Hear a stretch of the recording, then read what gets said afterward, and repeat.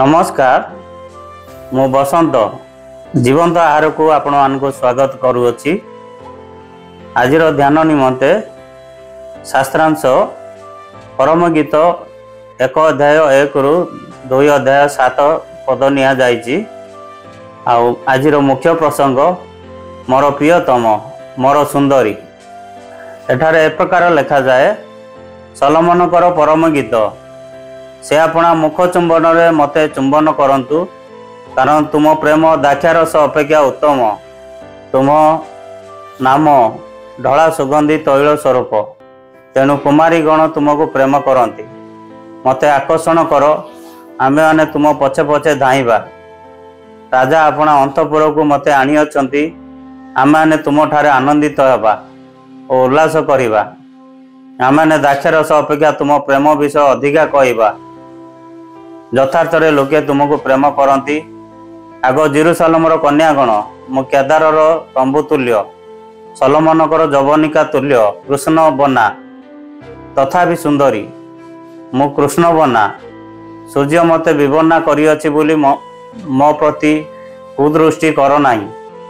मो मातार संतानगण मो प्रति कोपित हेले, सेमाने दाक्षा क्षेत्र समूहर रक्षिका कले, मात्र मु निज दाक्षा क्षेत्र रक्षा करी नाही। हे मोर प्राणर प्रियतम, तुमे केउठारे अपना पल चराउअछ, मध्याह्न काले केउठारे शयन कराउअछ ता मते जणाओ। कारण तुम सखागणर पल निकटरे मु काहींकि आवरक वस्त्र परिधानकारिणी तुल्य हेबी। आग नारीगण मध्यरे परम सुंदरी जेबे तुमे न जान, तेबे तुमे पलर पदचिन्ह धरी गमन कर ओ मेषपालक मानक तंबू निकटरे अपना छेड़ी छुआ मान को चराओ। आग मोर प्रिय, मो फारर रथर असिनी संगे तुमर उपमा देइअछि। तुमर गंड जुगल बेणी रे तुम गल देश रत्नहार रे सुशोभित। आमे तुम पाई रूपा भुंडी लगा सुवर्ण बेणी प्रस्तुत करिबा। राजा भोजनासन रे उपविष्ट थिबा बेले मो जटामांसीर सुबास व्याप्त हैला।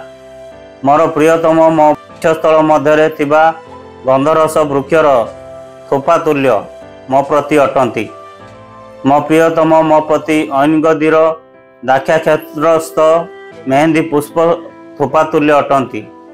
आग मोर प्रिय, देख तुमे सुंदरी अट, तुमर नेत्र जुगल कपत तुल्य। देख हे मोर प्रियतम, तुमे सुंदर, हाँ तुमे मनोहर। आउरी आमानकर आसन हरित वर्ण, एरस काष्ठ आमानकर गृहर कड़ी ओ देवदारु काष्ठ आमानकर बरगा। मु सारणर गोलाप, तल भूमिर शोषण पुष्प। जेपरी कंटक मध्य शोषण पुष्प, सेपरी युवतीगण मध्य मोर प्रिया। जेपरी वन वृक्ष मानक मध्य नागरंग वृक्ष, सेपरी युवा मानक मध्य मोर प्रियतम। मु परम आनंद रे तांको छाया तले बसिली और तांको फल मो तुंड को स्वाद लागिला। से अपना भोजन पानर गृह को मते आनिले, मो उपरे प्रेम ही तांकर पताका हैला।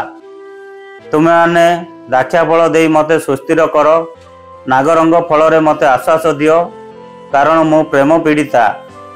तांको बाम हस्त मो मस्तक तले अछि, पुणी तांको दक्षिण हस्त मते आलिंगन करे। हे जेरुसालेमर कन्यागण, मु तुमको क्षेत्र स्थित हरिणी और मृगीगणर शपथ देउअछि जे प्रेमर बासना नहिबा पर्यंत तुमे माने प्रेम को जगाओ नाही कि उत्तेजना करो नाही। पठित शास्त्रांश रे प्रभु आमानको आशीर्वाद करंतु। आसंतु पठित शास्त्रांश को बुझिबा निमंते आमे माने चेष्टा करिबा। राजा सलोमन जार रूप समस्त महिलांको द्वारा प्रशंसित होइतिला, विशेष भाव रे देश रे जने कन्या द्वारा आदरणीय हेले, जार चेहरा तांको दाक्षा क्षेत्रर जत्न नेबा द्वारा विवरणा होइतिला। राजप्रसाद रे सेमाने परस्पर प्रति थिबा प्रेम एवं आनंद को प्रस्फुटित कले। 1 अध्याय 1 रु 8 पद रे लेखा जाइछि। पुरुष और स्त्री परस्पर को अनाई सबुज घास उपरे शोइतिले। सलोमन तांको सौंदर्यर गीत गाई घोषणा कले जे से राजभवन रे थिबा घोड़ा एवं अलंकार को अतिक्रम करिसंती। उपत्यकार लिली परी सरल रूप से नम्र होइतिबा महिला तांकु एक उत्तम सेऊ गछ सहित तुलना कले।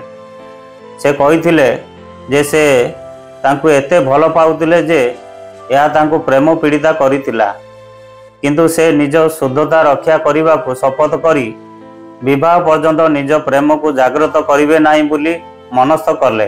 प्रथम अध्याय 9 रु द्वितीय अध्याय 7 पर्यंत यह लिखा जाइछि। एठारे जीशु किए अटंती आसंतु आमे आने देखिबा।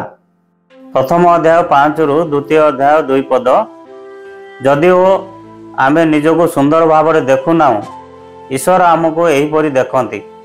सलोमन को गीत रे सही महिला परी आमे मध्य स्वाभाविक भाव में सुंदर नुह, किंतु ईश्वर जीशु माध्यम रे आमको मूल्यवान मन करंती। तुम्हें केबे प्रेमहीन अनुभव करुच कि? परमेश्वर तुमको प्रेम करंती, तुमको कहती तुम्हें मोर प्रिय, मु गभीर भाव तुम सहित प्रेम रे अछि। आसंतु यही शास्त्रांश रु ईश्वर आम को कौन शिखाती ता देखिबा। द्वितीय अध्याय 4 रु 7 पद, यही अंशरे दुई प्रेमी एक भोजी एक मधुर व्यक्तिगत मुहूर्त पाइले। महिला पुरुष प्रति थिबा प्रेम एते तीव्र थिला जे यह तांकु असुस्थ अनुभव कला एवं प्रेमिक यही प्रेम को शुद्ध रखा इच्छा कला। प्रेम किछि लाभ उठाइबा नुहे किंबा यह को अवहेला करा जिबा उचित नुहे। जेतेबेले यह सम्मानित एवं सुरक्षित हुए सेतेबेले यह वृद्धि पाई थाए। आजिर ध्यान रे प्रभु आम को समस्त को आशीर्वाद करंतु। आसंतु आमे समस्ते प्रार्थना करिबा। धन्यवाद प्रभु, आजिर वाक्य पाई धन्यवाद दउचु। तुम आम को आजिर वाक्य द्वारा कथा कहितबारु तुमर प्रेम जे गभीर अटे आ तुम आम को प्रेम करुच यह बुझिया पाई साहाय्य कर। आम प्रति तुमर प्रेम पाई धन्यवाद दे ए प्रार्थना प्रभु यीशु नाम रे उत्सर्ग करुछि। आमेन।